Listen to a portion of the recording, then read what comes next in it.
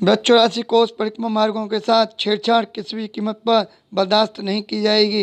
ब्रज 84 कोस परिक्रमा मार्गों के साथ यह छेड़छाड़ की गई तो तीर्थ पुरोहित समाज एवं चतुर्वेदी समाज के लोग मिलकर एक बड़ा आंदोलन करेंगे। इस बारे में तीर्थ पुरोहित समाज के प्रमुख एवं चतुर्वेदी समाज के नेता दीव विष्णु मंदिर के महंत कांतानाथ चतुर्वेदी का क्या कहना है, आइए सुनते हैं। नक्शा बन गए, डीपीआर बन गई, तब तक तो न कोई मार्ट से आया, न कोई सोनई से आया, न कोई राया से आया, न कोई अलीगढ़ से आया।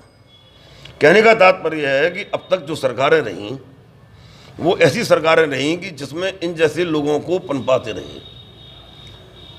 इनके रास्ते में से ब्रज यात्रा क्यों न निकले, इसका एक मूल पाप ये है कि हम लोगों ने जो अपराध करके और पट्टों की ज़मीनें खाई हैं, हजारों करोड़ों अरबों रुपए की, वो सारी पोल इनकी खुल जाएगी।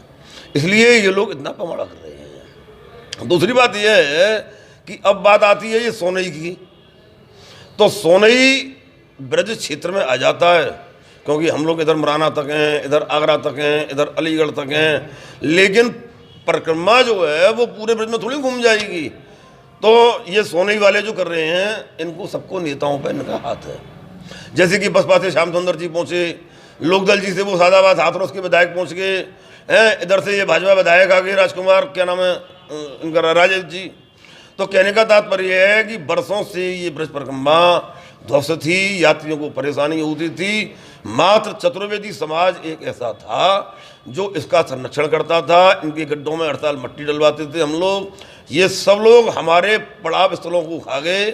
अब चूंकि तीर्थ पुरोहितों ने भाजपा सरकार पर अपना दबाव बनाया और दबाव बनाने के साथ ये कहा भाई कि इस ब्रज परिक्रमा को करने के लिए लाखों लाखों की यात्रा में यात्री लोग देश विदेश से यात्रा करने आते हैं, इसको बनाया जाए। तो हम लोग इसको बनवा रहे हैं। गवर्नमेंट हमारी बात को मान गई। गवर्नमेंट के 50-50 अधिकारियों ने इस रूट को देख लिया। अब ये सब बातें क्यों उठ रही हैं, ये सरासर नेतागिरी का एक पार्ट ऑफ है, एक पार्ट की पिक्चर है। ये केवल धार्मिक लोगों को परेशान करना, यही विधर्मी लोग हैं।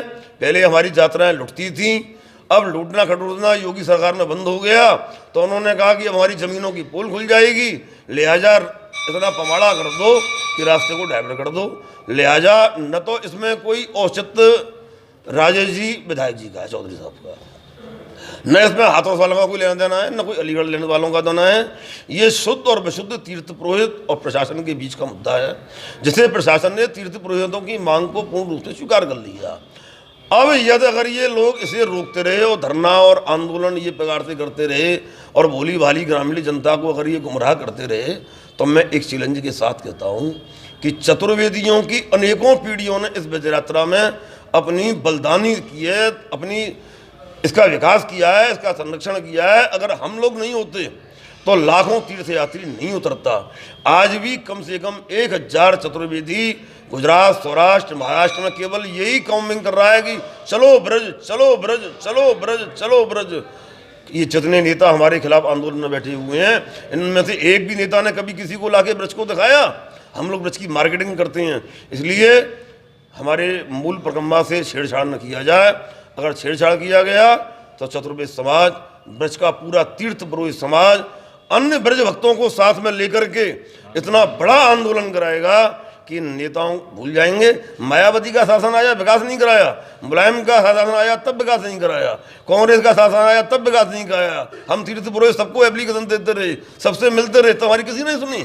अब जब भारतीय जनता पार्टी ने हमारी सुन ली, तो ये वही नेता लोग आ गए हैं कि फिर हमको अलस पैदा कर रहे हैं। लिहाजा तीर्थ पुरोहित और हमारा लाखों तीर्थ यात्रियों के हम पे फोन आ रहे हैं।